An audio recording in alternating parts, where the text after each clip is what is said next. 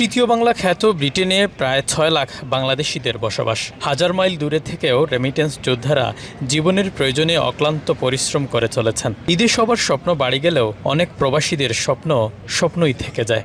ভাই বোন সবাই আছে দেশের মতো আনন্দ আর কোথাও নাই। বাংলাদেশের মতো ঈদ আনন্দ পৃথিবীর কোথাও হয় না। ভালোভাবে ঈদ পালন হয়েছে আর পুরো বিশ্বের মুসলিমদের জন্য আমরা দোয়া করছি আর আল্লাহর রহমতে। পরিবারকে মিস করতেছি আর এটা মিস করারই কথা, কারণ পরিবার ছাড়া ঈদ কেমন যেন লাগে। সবচেয়ে ভালো হয়তো যদি পরিবার নিয়ে ঈদ করতে পারতাম আর কি। ঈদ জামাতে অংশ নিতে যুক্তরাজ্যের অন্যতম বড় ইস্ট লন্ডন মসজিদে সকাল থেকেই মুসল্লিদের দীর্ঘ সারি চোখে পড়ে। নানা শ্রেণী পেশার মানুষের উপস্থিতিতে মুখর হয়ে ওঠে পুরো এলাকা। বৈশ্বিক শান্তি ও কল্যাণে দোয়া করেন সবাই। দীর্ঘদিন লন্ডনে থাকার পরও দেশকে সবসময় মিস করতেছি।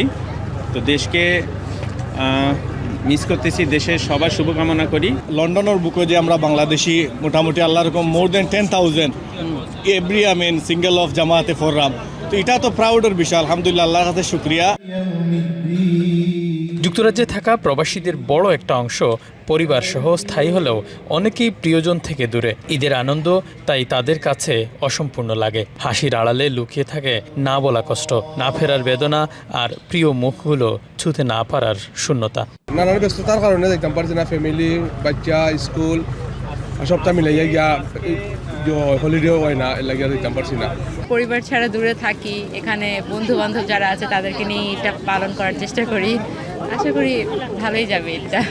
যাদেরকে ছাড়া আমি এই ফার্স্ট টাইম ইন লন্ডন, আমি আমাদের মুসলিম বিশ্বের সবথেকে বড় ফেস্টিভ্যাল যে দিনটি সেটি আসলে উদযাপন করতেছি এখানে। পরিবারের চাহিদা নিশ্চিত করে রেমিটেন্স পাঠিয়ে দেশের অর্থনীতির চাকা সচল রেখে সুখ খুঁজে পান যুক্তরাজ্য প্রবাসীরা। শরীফুল ইসলাম চৌধুরী, এখন লন্ডন।